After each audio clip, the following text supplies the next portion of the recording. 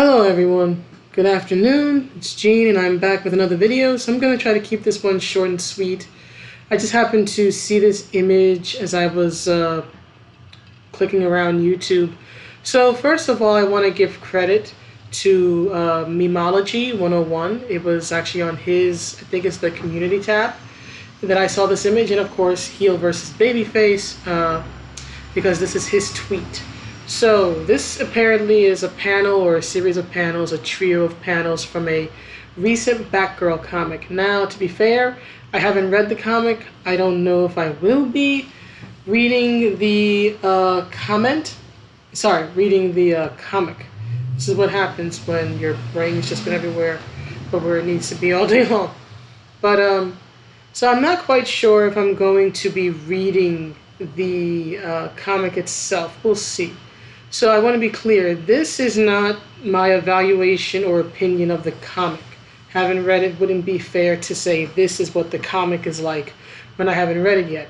However, I do believe that images of a comic, right, promotional materials, things like that can give you an idea of what a comic is going to be like, right? It's like previews or, trailers for movies and whatnot, right? Those are advertising materials, promotional materials to give you an idea of what the actual work is like. So, to be clear, this is my evaluation of these three panels, not necessarily of the comic, but I do believe that these three panels can tell us a bit about the comic. And unfortunately, I don't think it's telling us anything good. So from the best I can tell here, apparently Barbara Gordon, who is not in the Batsuit, right?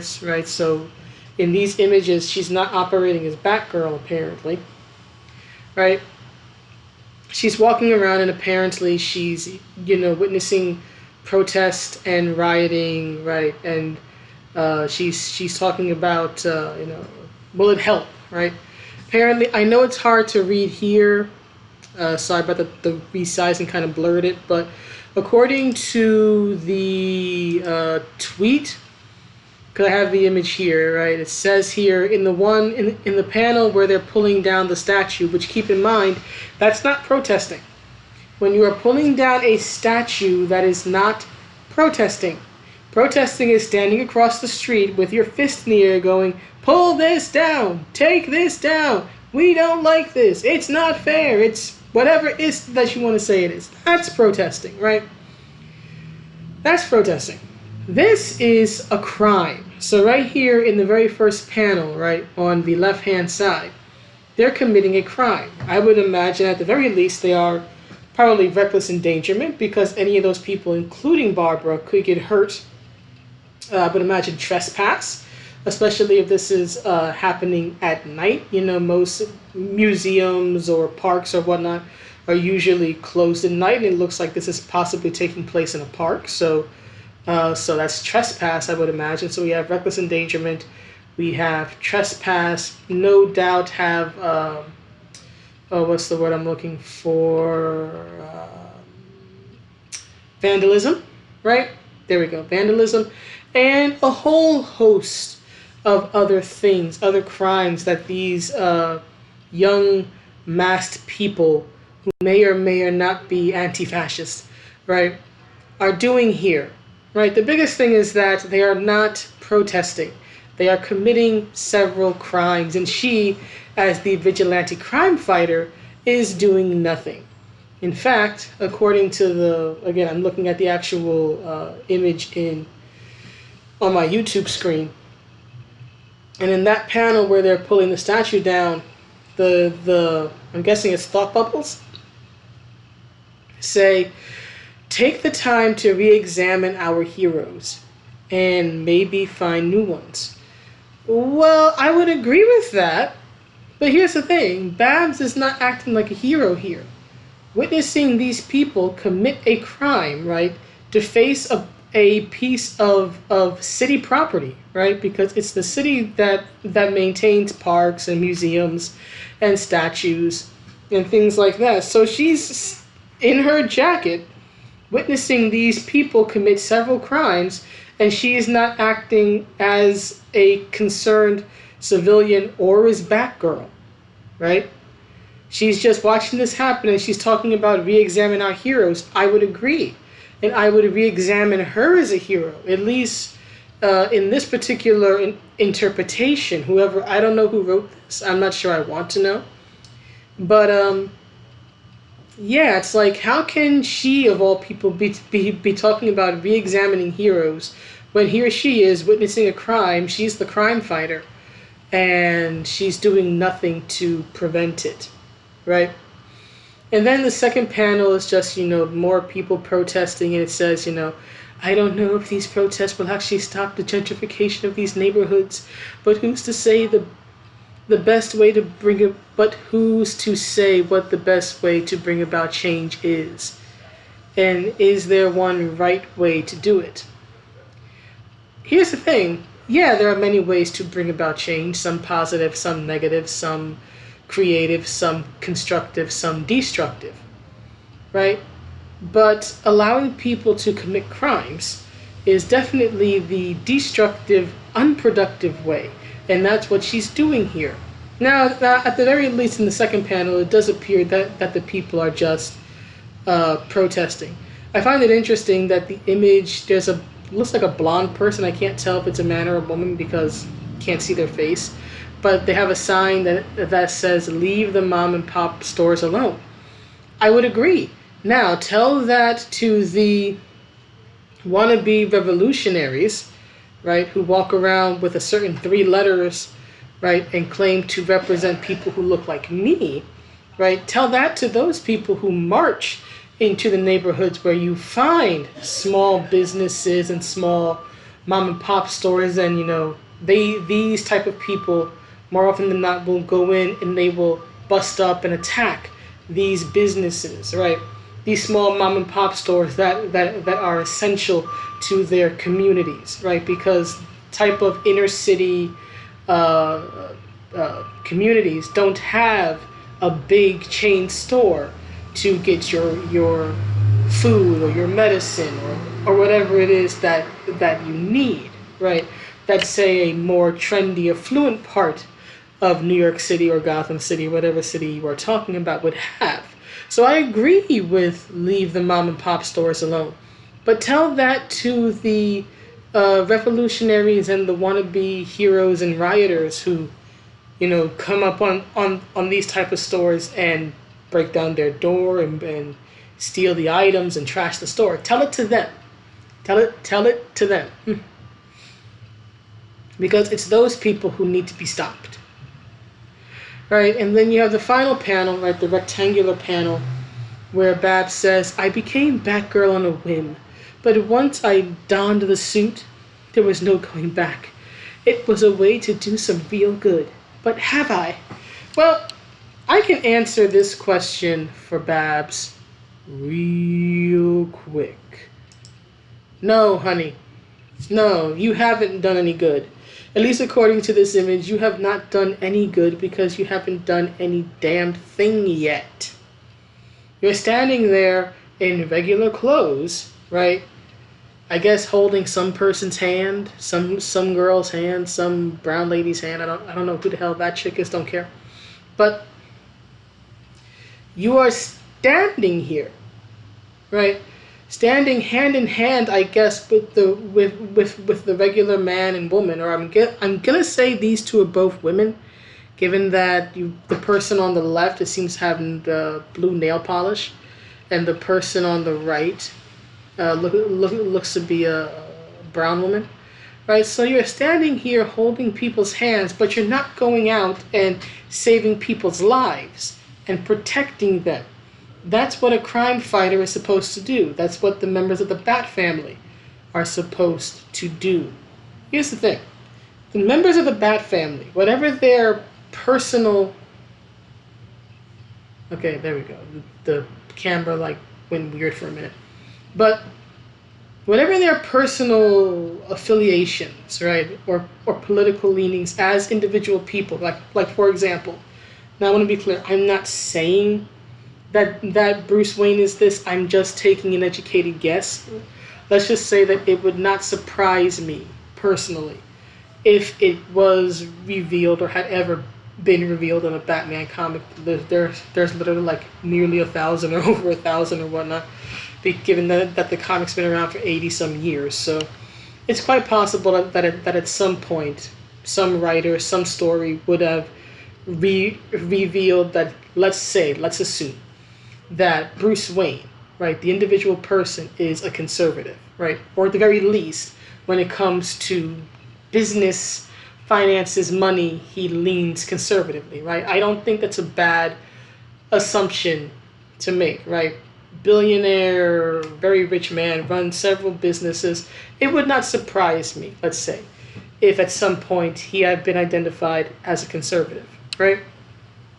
Like, I know, for example, that what's his name, Green Arrow, Oliver Queen, it's been stated in comics before that he is a quote-unquote bleeding heart liberal, right?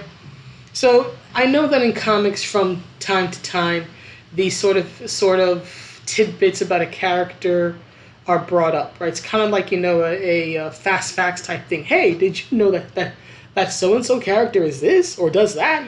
That type of thing. Right, and I'm okay with that. I have no problem with Oliver Queen being a liberal or whatever, or if Batman is a conservative. I don't care, right? Here's the thing: whatever political leanings heroes may have as people in their stories, right? However, Oliver Queen or Bruce Wayne or Barbara Gordon or anyone else may lean politically as individuals living in their worlds, their work as Green Arrow, Batman, Batgirl is supposed to be beyond all that. It is supposed to be beyond politics. They are not political agents or entities, right? Batman is not a political figure. Batgirl is not a political figure. Oliver Queen is not a political figure. They are supposed to be superheroes, right? And in this case, crime fighters who work and do what they do and risk their lives and risk harm and all that to keep people of all stripes, regardless of how they lean this way or that, regardless of what their social views are, to keep those people safe, to protect them from the criminals who would harm them. Bab should not be standing here when there's literally a crime being committed in the first panel, right? Especially since at least some of this, such as the first panel, seems to be taking place at night. She wants to join a protest during the day. Okay, fine. Whatever, I don't care. But she's supposed to be going out at night and helping people, right? What makes a hero is that they will go out and they'll help people regardless of who that person is or what they represent, right? And in my opinion, given that, again, this is a comic book, our heroes are supposed to be beyond these things, is my point. Our heroes are supposed to be beyond social issues and political issues. I wouldn't necessarily say that they're beyond good and evil. Usually, their struggles are ultimately struggles between good and evil, right? Between the better side of human nature and the more evil side of human nature, right? But they are certainly supposed to be beyond this, right? They should not be watching people commit crimes in the name of social justice or anti-fascism or whatever the hell it is today, and actually, at least mentally, encouraging it. So no, in this particular instance, in these three panels, aside from touching upon social issues that even the most ardent true believer is tired of hearing about, these type of panels are not depicting not depicting Barbara Gordon, in my opinion, in a positive light, especially since she is the daughter of Commissioner Gordon. And I think, if I remember correctly, some of her earliest stories had her working as like a secretary or whatever in the police department. So she, of all people, knowing Bruce Wayne, knowing Bruce very intimately, depending on which comic stories you read, right? But her knowing the Bat family, being one of the integral members of the Bat family, knowing Bruce, knowing Dick Grayson, knowing how crime has touched their lives, knowing how crime has touched her life, right? The Killing Joke, her being paralyzed and all that, right? Being the daughter of a police commissioner, she, of all people, of any person in this image, she should know, right, that she should know about the nuance, right, in policing and just all this behind the scenes stuff, I guess you could say, that people who are outside of it, right, who do not fight crime, whether they do so as police or whether they do so as costumed crime fighters, right, she should know better than anyone else what it is like to fight crime, right, and what it is like to deal with the criminal element, in that the way things are seen and the way things are presented, especially with an incredibly biased media trying to influence everybody's way of thinking and opinion into one particular way and mindset. She, better than anyone in this scene, should know that, hey, things aren't always what they seem. Not all police are bad, right? She should not be participating in any of this because she should know better because of her own personal experiences and her own personal history. This is what I cannot stand about so many current day writers. They will completely neglect a character's history to make their point. Instead of using that character's history to make their point, right? Instead of using the evidence, if there's any, to make their point, they will do the exact opposite and literally pull a Jesus, how does that saying go? I reject your reality and substitute my own. This is literally what they're doing these days with these stories. They completely disregard any previous history, any previous characterization that the character had, because they don't care about the character. They care about using them as a mouthpiece, right, to preach their own message.